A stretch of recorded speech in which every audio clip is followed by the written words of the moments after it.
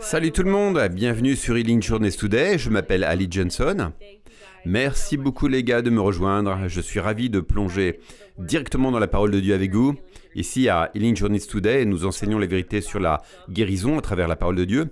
Et je crois donc que ce message va apporter la vérité dans votre vie, vous enthousiasmer, vous enflammer à propos de l'amour de Jésus, de sa guérison et de ses bienfaits pour vous. Alors, merci encore d'être là. Le titre du message d'aujourd'hui est « Être guéri est votre nouvelle identité ».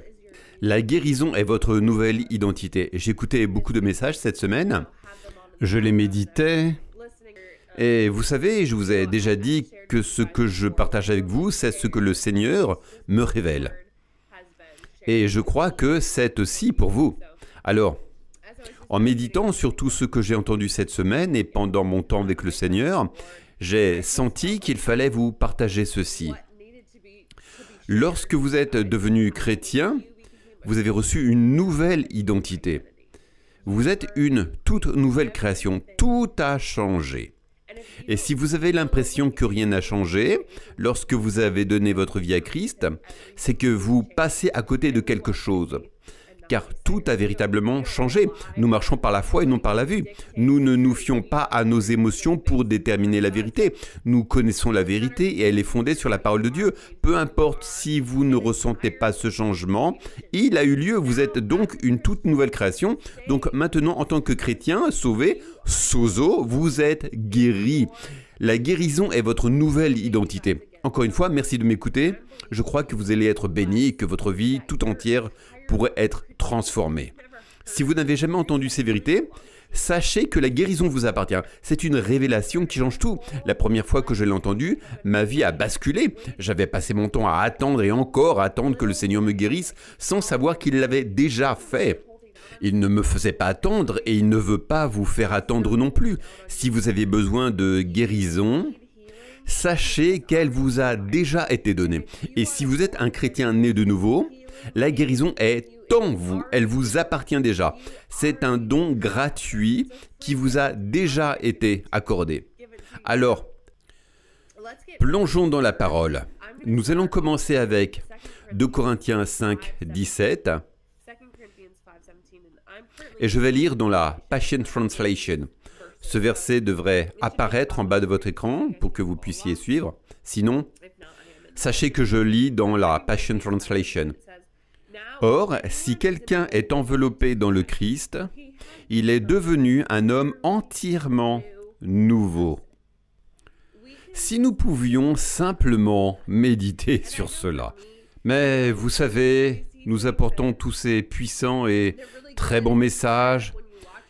Nous sommes en feu lorsque nous les écoutons. Je suis moi-même enflammé lorsque je les écoute. Mais ensuite, nous revenons à nos train-train quotidiens. Nous étions en feu lors du service dominical, puis nous revenons à notre vie quotidienne. Mais les gars, tout a changé lorsque nous avons été sauvés. Votre vie de tous les jours est différente car le Saint-Esprit vit désormais en vous. Nous n'avons pas à vivre comme le monde vit. Tout change. Vous pouvez avoir l'impression que rien n'a changé, mais c'est faux. Alors connectons-nous à la vérité et à tout ce que Dieu a déjà déposé en nous. Maintenant, si quelqu'un est enveloppé en Christ, il est devenu une personne entièrement nouvelle. Si vous êtes sauvé, vous êtes une personne entièrement nouvelle et je crois que vous l'êtes. Mais si ce n'est pas encore le cas, regardez vers Jésus. Recevez Jésus, sachez qu'il est mort pour toi sur la croix, il est ressuscité, il a porté ton péché, il a porté ta maladie pour que tu n'aies pas à la porter. Il t'a pardonné, il t'a guéri, il t'a racheté, il t'aime tellement. Reçois-le comme ton sauveur, tourne-toi vers lui, regarde à lui. Tu es maintenant une personne entièrement nouvelle. Tout ce qui appartenait à l'ancien ordre a disparu. Qu'est-ce qui appartenait à l'ancien ordre? La maladie, la souffrance, le péché, cette nature pécheresse qui a disparu. Tu es une nouvelle création. Tout ce qui appartenait à l'ancien ordre a disparu. Cela me fait penser à Romains 5 et à Adam. Adam, dans le jardin, a introduit le péché qui a mené la maladie. Mais combien plus grand est ce que Jésus a accompli, notre Sauveur. Qu'a fait Jésus? Il est allé à la croix, il a parfaitement accompli la loi, il nous a apporté la justice qui amène la guérison. Grâce à ce que Jésus a fait, nous sommes pardonnés et nous sommes guéris. Tout ce qui appartenait à l'ancien ordre a disparu. Cette ancienne nature est partie. Voici, tout est devenu frais et nouveau. Merci Jésus, tu es frais et nouveau. Tu es frais et renouvelé. La maladie, l'ancien, le pécheur n'existe plus. Dans tant d'églises, on entend « Oh, tu n'es qu'un pécheur. Tu es un vieux pécheur. » Non, j'étais un pécheur, mais maintenant je suis une nouvelle création. Je suis la justice de Christ. J'étais malade, j'étais pécheur, mais maintenant je suis la justice de Christ. Je suis guéri et je suis entier. Regardons le verset 18. « Et Dieu a fait toutes choses nouvelles. Il nous a réconciliés avec lui et nous a confié le ministère de la réconciliation des autres avec Dieu. » Il a fait toutes choses nouvelles. Tu es une nouvelle création. Tu es une nouvelle création. Tu es maintenant guéri et entier. C'est ta nouvelle nature. Allons en Éphésiens 2. Éphésiens 2, je vais commencer au verset 4. Et c'est exactement ce dont nous parlons. Guéri est ta nouvelle identité. Quand tu as été sauvé, ton identité a changé. Qui tu es a changé. Il est dit, « Mais Dieu nous a aimés d'un si grand amour. Il est si riche en compassion et en miséricorde. Même lorsque nous étions morts et condamnés par nos nombreux péchés, il nous a unis à la vie même de Christ et nous a sauvés par sa merveilleuse grâce. Tu étais mort, condamné par ton péché, mais il est venu et il t'a sauvé par sa grâce. C'est à ce moment-là que tu as été sauvé, c'est à ce moment-là que tu as été sozo. Ce mot grec sozo signifie sauver, mais il est bien plus profond que cela. Ce mot sozo inclut bien d'autres choses. Lorsque tu es sauvé, tu es sozo. Cela signifie que tu vas au ciel, bien sûr. Nous savons tous que nous allons au ciel, mais il y a tellement plus. C'est un mot si riche. Cela signifie aussi que tu es protégé. Cela signifie que tu es guéri. Quand tu es sauvé, tu as été guéri. Quand tu as été sauvé, tu as reçu la protection divine. Quand tu as été sauvé, tu es devenu la justice de Christ. Tout cela fait partie du package du salut. Et j'adore ce que ce passage dit. C'est l'un de mes versets préférés car il parle d'abord de l'immensité de l'amour de Dieu pour toi. Mais Dieu t'aime tellement. Il est tellement riche en amour. Il est si riche en compassion et en miséricorde. Verset 5. Même lorsque nous étions encore morts et condamnés par nos nombreux péchés. Tu n'as rien fait pour mériter ce salut, n'est-ce pas? Mais voilà que, tout à coup, une fois sauvés, beaucoup d'entre nous ressentent le besoin de commencer à le mériter. Nous pensons devoir accomplir certaines choses pour recevoir la guérison. Nous devons aller souvent à l'église, nous devons prier suffisamment, nous devons croire assez fort, nous devons écouter assez de sermons, assez de messages, nous devons jeûner, nous devons supplier, nous devons prier en langue pendant un certain temps. Mais tu n'as rien eu à faire pour recevoir la guérison. Il est écrit ici, alors même que nous étions morts et condamnés par nos nombreux péchés, il nous a unis à la vie même de Christ et nous a sauvés par sa merveilleuse grâce. Il t'a sauvé par sa grâce. Tout ce que tu as fait, c'est le recevoir et croire en lui. Merci Jésus, je crois que tu es mort et ressuscité pour moi. Je te reçois comme mon Seigneur et Sauveur. Merci Seigneur, je suis une nouvelle création. Merci Seigneur, je suis guéri et entier. Merci Jésus pour ce que tu as choisi de faire pour moi. Tu étais mort dans ton péché, condamné, et il est venu te sauver. Et maintenant, tu es guéri et entier. Et tu n'as toujours rien à faire pour le mériter. Je veux juste partager ceci. Si tu es comme moi et que tu écoutes beaucoup de messages ces derniers jours, j'en ai écouté énormément, peut-être que quelque chose en toi commence à se demander, suis-je en train d'essayer de mériter l'amour de Dieu? Est-ce que ces messages me rapprochent de lui ou me poussent-ils à une mentalité basée sur les œuvres? J'ai ressenti un petit avertissement dans mon esprit. Le Saint-Esprit me disait « Hey, reviens ici, il y a la grâce, il y a la grâce, il y a la grâce. » Alors je voulais en parler aujourd'hui. Même si tu écoutes mes messages et que je t'encourage à parler la vie, à déclarer la vie sur ta situation, à méditer la parole, à écouter la Bible en version audio, j'en ai parlé dans mon dernier message, mais si cela te semble impossible, alors ce n'est pas de Dieu. Son joug est doux et son fardeau léger. Pour moi, ces choses sont excitantes. J'ai envie de les faire. C'est ainsi que Dieu te guidera par la paix et l'enthousiasme, l'excitation. Tu auras envie de le faire. Quand je dis « déclare la vie sur toi-même », c'est parce que j'en ai moi-même fait l'expérience. Il m'a montré la vie, il m'a montré la vérité. Alors, naturellement, je déclare ces choses sur moi-même. J'espère que cela t'aide. Si tu écoutes des messages et que tu ressens « je n'y arriverai jamais, je ne pourrai jamais méditer assez sa parole », eh bien, ne te focalise pas là-dessus. Regarde à Jésus. Regarde à Jésus, il te conduira, il te guidera. Plus tu tomberas amoureux de Jésus et de qui il est, plus il te sera facile d'être dans sa parole, d'écouter des messages. Cela deviendra naturel.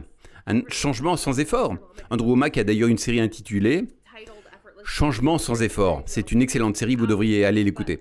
Mais oui, c'est facile et sans effort. Son joug est doux et son fardeau est léger. J'espère que c'est clair pour vous. J'espère que cela fait sens et j'espère que vous ressentez mon cœur sur ce sujet. Alors, descendons maintenant au verset 8. Et c'est uniquement au travers de cette merveilleuse grâce que nous croyons en lui. Tu as été sauvé parce que tu as cru en ce que Jésus a fait pour toi. Tu l'as reçu comme ton sauveur, n'est-ce pas? Mais c'est uniquement par sa grâce que tu as pu faire cela. Tu vois, Jésus a déjà accompli l'œuvre pour toi. C'est un don gratuit. Jésus l'a fait pour toi. Et en cet instant même, tu peux recevoir la guérison à laquelle il a déjà pourvu, à cause de Jésus, à cause de sa grâce.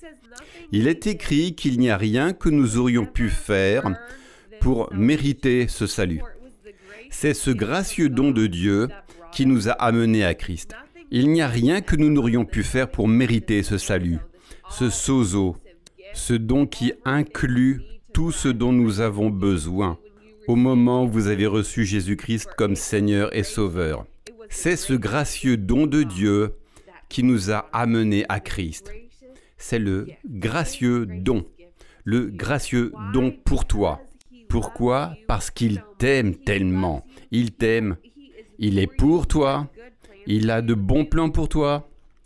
On nous enseigne parfois que les maladies viennent de lui. Mais ce n'est pas le cas. En réalité, il a de bons plans. Des plans pour te faire prospérer. Alors, que faire maintenant? Tu es sauvé, mais peut-être que tu es encore confus sur ton identité. Tu te dis, « Ok, je suis une nouvelle personne, mais je me sens toujours pareil. » Que pouvons-nous faire concrètement? Nous pouvons renouveler notre intelligence avec ses vérités, avec la vérité de la parole de Dieu, avec qui tu es vraiment. Renouvelle ton intelligence avec ses vérités. Écoute ces paroles plutôt que celles du médecin, plutôt que celles de la télévision, même plutôt que celles de certains pasteurs bien intentionnés. Pendant des années, j'ai entendu des pasteurs dire que la maladie venait du Seigneur, qu'il allait s'en servir. Et honnêtement, cela sonne bien, n'est-ce pas? Oh, il va l'utiliser. Eh bien, tant mieux, parce que puisque j'ai dû le traverser, au moins il peut en tirer quelque chose de bon. Mais ce n'est pas le cœur du Père. Le cœur du Père, c'est que je sois en bonne santé. Bien sûr, il va l'utiliser parce qu'il est un bon Père et qu'il sait tirer du bien des mauvaises situations, mais ce n'est pas ce qu'il voulait pour moi. Il veut que je sois en bonne santé, il veut que tu sois en bonne santé. Renouvelle ton intelligence avec cette vérité, avec la vérité de la parole de Dieu. Alors allons maintenant en Romains 12, verset 2. Cessez de copier les idéaux et opinions de la culture environnante. Cette phrase me fait penser, Ali, veux-tu ressembler au monde ou veux-tu être le sel et la lumière? Ne craignez pas d'être différent, ne craignez pas d'avoir la joie, ne craignez pas de montrer au monde l'amour de Jésus. Osez être différent. Le verset continue. Soyez transformés intérieurement par le Saint-Esprit. Soyez transformés à l'intérieur par l'action du Saint-Esprit. Le Saint-Esprit me guidait depuis le début. Je me souviens de la première fois où j'ai entendu ce message disant que la guérison m'appartenait. Le Saint-Esprit en moi était en ébullition, comme s'il disait « Oui, Alison, c'est ça, c'est ce que nous attendions, c'est la vérité dont nous avions besoin, merci Seigneur !» Quelqu'un, en l'occurrence Andrew O'Mac, a partagé la vérité et j'ai pu l'entendre. Alison Johnson a pu l'entendre et vivre dans la guérison. Et maintenant, ici à Healing Journeys Today, nous sommes là pour partager cette vérité avec toi. La guérison t'appartient.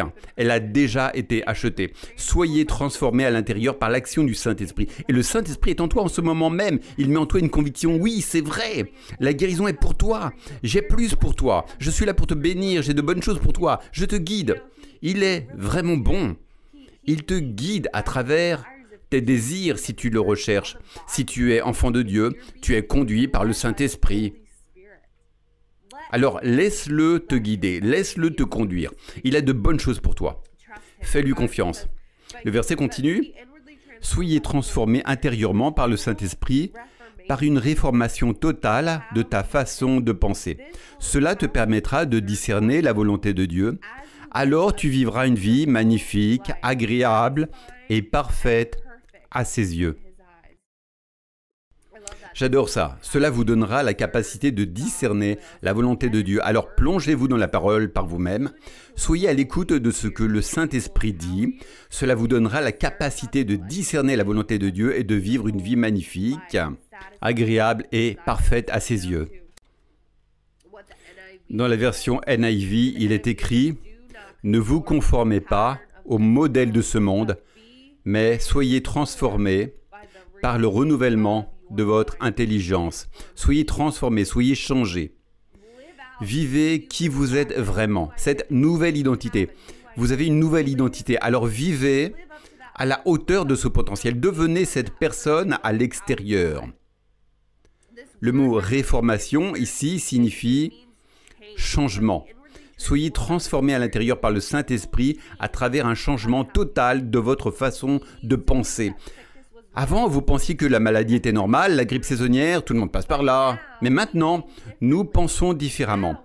Nous changeons notre manière de penser. Nous sommes une nouvelle création. Maintenant, je vois que je n'ai pas à être malade parce que la parole dit que Jésus a pris la maladie sur lui. Maintenant, je change ma façon de penser. Oh, en fait, je suis conduite par le Saint-Esprit. Oh, en fait, la vie est simple et sans effort car je suis conduit par le Saint-Esprit, par le Père.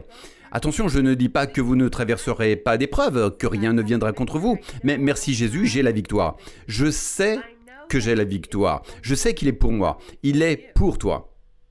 Alors, sois transformé intérieurement par le Saint-Esprit à travers un changement total de ta manière de penser. Pensons différemment. Renouvelons notre intelligence avec la vérité de qui nous sommes vraiment. Qui sommes-nous? Qui sommes-nous vraiment en tant que nouvelle création? Je crois personnellement que la chose la plus importante à laquelle nous devons renouveler notre intelligence, c'est le fait que nous sommes aimés de Dieu. Il t'aime réellement. Et ce n'est pas un amour étrange qui mettrait une maladie sur son enfant. Non, il t'aime vraiment et il veut que tu sois guéri et complet, entier. L'un de mes passages préférés est Romains 8. Allons-y. Voyons Romains 8, 35. J'aime aussi les notes dans cette Bible. Elles expliquent que tu as conquis le cœur du Seigneur simplement en le regardant.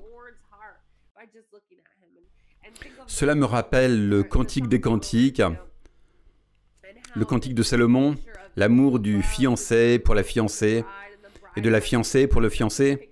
C'est une image de Christ et de l'Église, de Christ et de toi. Il t'aime tellement, il est émerveillé par toi. Donc Romains 8, 35 dit « Qui pourra nous séparer de l'amour infini de Christ ?» Absolument personne. Personne ne peut te séparer de son amour. Même toi, tu ne peux pas te séparer de son amour. Il t'aime. Car rien dans l'univers n'a le pouvoir d'atténuer son amour envers nous. Peut-être que tu penses que tu dois gagner son amour, mais tu n'as pas à le mériter. Il t'aime déjà, tu es son enfant. Mon enfant n'a pas à mériter mon amour. Je l'aime. Je veux qu'il s'épanouisse. Je veux qu'il profite pleinement de la vie. Mon mari pense déjà à son avenir. à comment nous pouvons économiser pour lui laisser un héritage. C'est ça, un bon père. Et notre Père Céleste a le même amour pour toi. Le verset continue, les troubles, les pressions et les problèmes ne peuvent pas nous séparer de l'amour venant du ciel. Les persécutions, les privations, les dangers, les menaces de mort, non. Ils sont impuissants face à l'amour tout-puissant de Dieu. Il est écrit, tout le jour nous faisons face à la mort à cause de toi, Seigneur, nous sommes considérés comme des brebis destinées à l'abattoir. Mais, même au milieu de ces choses, et peut-être que c'est ton histoire en ce moment, bien qu'il soit écrit, tout au long du jour, nous faisons face à des menaces de mort à cause de toi. Ils y font face. Nous sommes considérés comme un rien de plus que des brebis destinées à l'abattoir. Alors peut-être que tu traverses ces épreuves, ces difficultés, mais le verset dit que tu as la victoire même au travers de toutes ces choses au travers duquel tu passes. Nous triomphons toutes d'elles. Nous pourrions simplement nous arrêter là et en prendre conscience. Tu as déjà la victoire maintenant même. Tu es vainqueur sur toute chose. Pourquoi? À cause de son amour pour toi. À cause de ce qu'il a fait pour toi sur la croix. Alors renouvelle ton intelligence avec cette vérité et change ta manière de penser et reçois cette vérité. Le verset continue, car Dieu nous a fait plus que vainqueurs. Il t'a fait plus que vainqueur. Il l'a fait pour toi. Son amour démontré est notre victoire éclatante sur tout. Merci Jésus. Son amour est ma victoire sur la maladie. Merci Jésus. Son amour est ma victoire sur le cancer, sur le mal de dos, sur tout ce que tu traverses. Merci Jésus. Son amour a payé ta victoire. Son amour démontré est notre victoire éclatante sur tout. Tu as la victoire. Alors regarde ta montagne, ordonne-lui de bouger. Tu as la puissance du Saint-Esprit en toi. Comment cela est-il possible? À cause de son amour pour toi. La chose la plus importante à savoir, selon moi, est que vous êtes aimé de Dieu. La deuxième, et peut-être qu'elles sont interchangeables, car elles sont toutes deux essentielles. La deuxième, et peut-être qu'elles sont interchangeables, car elles sont toutes deux essentielles, c'est que vous êtes la justice de Christ. Il vous a rendu juste. Nous avons déjà mentionné que le péché a amené la maladie, mais combien plus grand est ce que Jésus a accompli en vous rendant juste? La justice, devinez ce que cela signifie? La justice est synonyme de guérison. C'est évident, non? Si nous comprenez que le péché a apporté la maladie, alors la justice a apporté la guérison. Alors croyez-le. Changez votre façon de penser, renouvelez votre intelligence. Vous êtes la justice de Christ. Voyons Romains 3, 22. Je vais commencer au verset 21. Mais maintenant, indépendamment de la loi, la justice de Dieu est rendue tangible et révélée par Jésus, le Oint. C'est la justice dont les Écritures avaient prophétisé la venue. C'est la justice de Dieu, rendue visible par la fidélité de Jésus-Christ. Et maintenant, tous ceux qui croient en lui reçoivent ce don, car il n'y a vraiment aucune différence entre nous, car tous ont péché et sont privés de la gloire de Dieu. Beaucoup de gens s'arrêtent là et concluent que nous sommes tous pécheurs. Mais voyez le verset 24. Cependant, par sa puissante déclaration d'acquittement, Dieu nous accorde gratuitement son don. Son don, c'est la justice. Vous êtes une nouvelle création. Le péché a disparu, la justice de Christ est maintenant là. Son don d'amour et de faveur déborde sur nous, car Jésus, le Oint, nous a libérés de la culpabilité, du châtiment et du pouvoir du péché. Il nous a libérés. J'aime la façon dont ce verset le dit. Il nous a libérés de la culpabilité, du châtiment et du pouvoir du péché. Et cela inclut aussi la maladie. Vous avez été libérés de la maladie. La culpabilité du péché est effacée au nom de Jésus. Vous êtes libre. Vous êtes vraiment libre. Libre du péché, libre de la culpabilité du péché, libre de la honte du péché. Vous êtes libre du châtiment, car Jésus a pris le châtiment sur lui. Vous êtes libre du pouvoir du péché. Vous avez été libérés. Vous êtes la justice de Christ. Vous êtes considérés comme justes. Et c'est énorme. C'est un changement radical. 2 Corinthiens 5, 21 le confirme. Car Dieu a fait de celui qui ne connaissait pas le péché un péché pour nous, afin que nous, qui ne connaissions pas la justice, devenions la justice de Dieu par notre union avec lui. Vous êtes devenus la justice de Christ. C'est votre nouvelle identité, c'est qui vous êtes. Vous êtes aimés de Dieu et vous êtes la justice de Christ. Et bien sûr, nous parlons aujourd'hui du cheminement vers la guérison. Alors pour conclure, parlons de votre identité. Qui est que vous êtes guéri? Vous êtes aimés de Dieu, vous êtes la justice de Christ. Et devinez quoi? Vous êtes guéri en parfaite santé. Vous avez été sozo, un mot grec qui signifie être sauvé, guéri et restauré. Vous êtes une nouvelle création guérie et votre nouvelle identité. Renouvelez votre intelligence de ces vérités. Appropriez-vous ces vérités. 1 Pierre 2,24, il a porté lui-même nos péchés dans son corps sur la croix. Il a porté vos péchés dans son corps, afin que nous mourions au péché et vivions pour la justice. Et selon The Passion Translation, notre guérison instantanée a découlé de ces meurtrissures.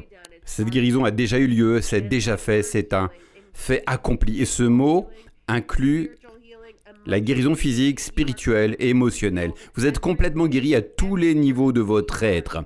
Vous êtes guéri et complet ou entier. Vous êtes la justice de Christ. Vous êtes aimé de Dieu. Il a des plans extraordinaires pour vous. Être guéri, c'est votre nouvelle identité. Peut-être que vous n'avez jamais entendu ce message auparavant. Si c'est le cas, je suis tellement heureuse pour vous. Peut-être que vous l'avez déjà entendu plusieurs fois, mais nous devons continuellement renouveler notre intelligence avec ces vérités parce que le monde nous dit le contraire. On nous dit que la maladie est normale, qu'un rhume est normal. Mais pour le corps de Christ, ce n'est pas normal. Nous sommes appelés à aller guérir les malades, pas à être les malades. Nous avons la puissance de Dieu qui nous ressuscite et donne la vie à nos corps mortels. Le Saint-Esprit vit en nous. Vous êtes transformés, vous êtes une nouvelle création. Vous êtes une lumière dans ce monde. Vous êtes le sel et la lumière du monde. Merci à tous d'avoir suivi cette session. Vous êtes extraordinaires. Je suis tellement reconnaissante de faire partie de ce ministère et de pouvoir partager ces vérités avec vous, les gars. Alors, merci d'avoir été là et à la prochaine.